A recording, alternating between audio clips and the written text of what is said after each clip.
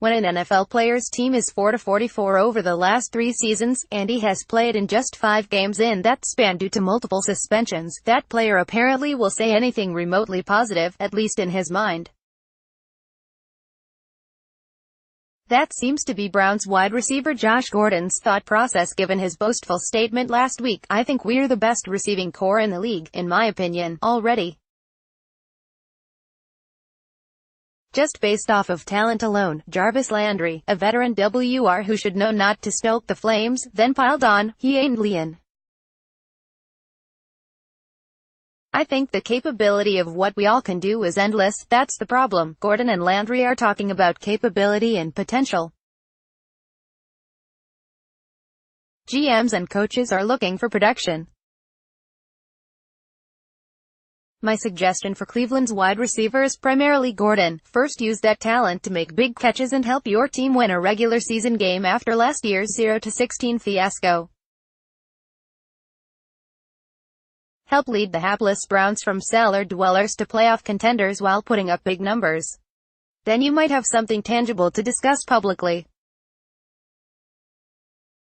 Better yet, how about abiding by the old adage, actions speak louder than words? Being humble and letting others sing your praises will result in more Pro Bowl appearances and All-Pro votes. More, 10 times Browns could have fixed their quarterback problem. Players make stupid statements before the real games begin seemingly every year. It's often a young guy like Leonard Fournette, who as a rookie last year said he was not impressed by the speed of NFL defenders. His proclamation came after the Jaguars' preseason opener against the Patriots, who were not playing their starters. Gordon and Landry have been in and around the NFL long enough to know better than to act like big-timers on a down-in-the-dumps team, even if its talent level seemingly has been upgraded under new general manager John Dorsey.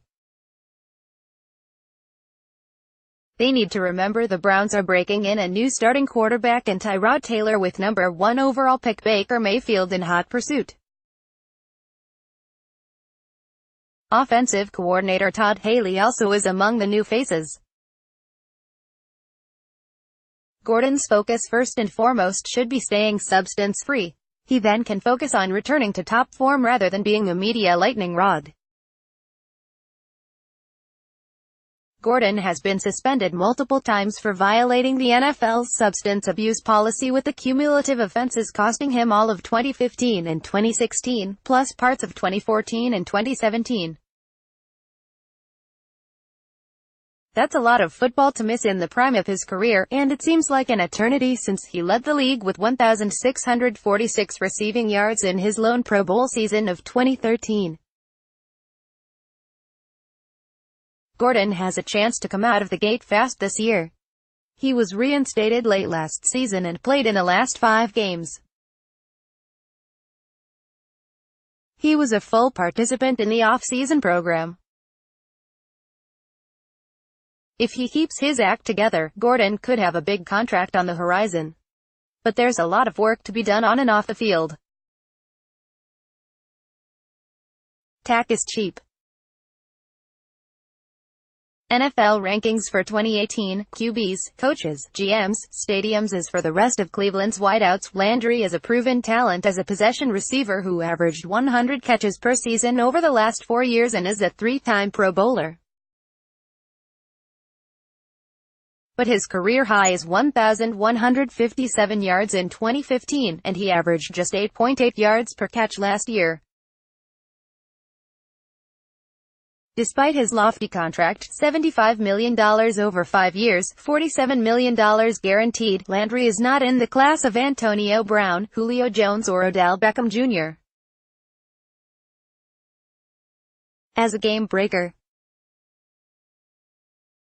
Number 3 receiver Corey Coleman was the number 15 overall draft pick in 2015 but has missed 13 games in his first 2 seasons after breaking the same hand twice. His 56 career receptions fail to rid him of the underachiever label, and there have been questions about his work ethic. Landry, with Miami, Gordon and Coleman combined for 1,627 receiving yards last season. In comparison, the Steelers' top three of Brown, Juju Smith-Schuster and Martavis Bryant gained 3,053 yards. Jones, Mohamed Sanu and Taylor Gabriel tallied 2,525 yards for the Falcons. Adam Thielen, Stephon Diggs, and Laquan Treadwell put up 2,325 for the Vikings. Premier quarterbacks in Ben Roethlisberger, Matt Ryan and Case Keenum, respectively, helped those wide receivers immensely in 2017. For the Browns this year, it remains to be seen, and is certainly questionable, whether Taylor or eventually Mayfield can play at that level. Cleveland's talkative receivers have some strong competition to overcome in order to actually be considered the best group in the NFL. There are several other impressive units like those of the Rams and Chiefs, among others. Beyond the obvious necessity that is a top quarterback, outstanding wide receiver groups benefit from a good tight end and strong running game to keep defenses honest. Cleveland's leading tight David Njoku had 32 catches for 386 yards as a rookie last season, so he needs to step up his game. The Browns' rushing attack, however, should be improved with the additions of free agent signee Carlos Hyde and second-round pick Nick Chubb to share snaps with Duke Johnson. Dorsey and coach Hugh Jackson surely were not thrilled with the words from Gordon and Landry. But maybe the silver lining is that they temporarily diverted some attention from the quarterback situation. Taylor has been declared the starter, but fans will start clamoring for Mayfield if Cleveland falls to Pittsburgh in the opener.